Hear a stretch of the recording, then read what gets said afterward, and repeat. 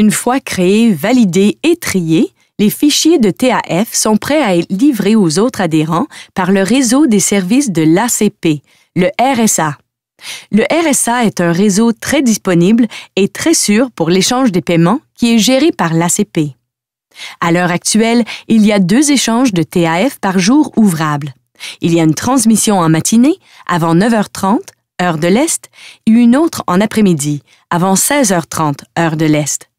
Pendant chaque échange, les adhérents livrent un seul fichier de TAF qui contient des opérations de crédit et de débit à chacun des autres participants via le RSA.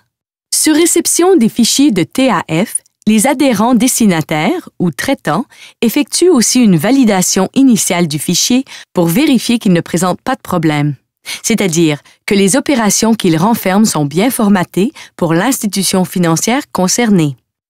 Après la validation du fichier et la validation des opérations, les effets sont reportés au compte des clients en fonction de leur date de validité. De nombreuses opérations de crédit de TAF ont une date de valeur qui est généralement plus éloignée que la date effective de l'échange entre les adhérents respectifs. Cela fait l'objet d'une explication plus détaillée dans la règle F3 de l'ACP, qui définit les dates de livraison et les délais applicables entre adhérents pour les fichiers de TAF. Nous reviendrons un peu plus tard sur les règles applicables au TAF.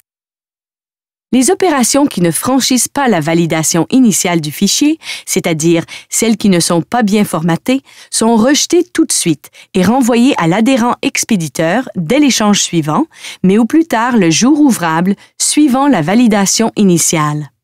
Les opérations qui passent la validation mais ne peuvent être reportées au compte des clients pour des raisons comme l'insuffisance de provision ou la fermeture du compte sont retournées à l'institution financière expéditrice au plus tard le jour ouvrable suivant.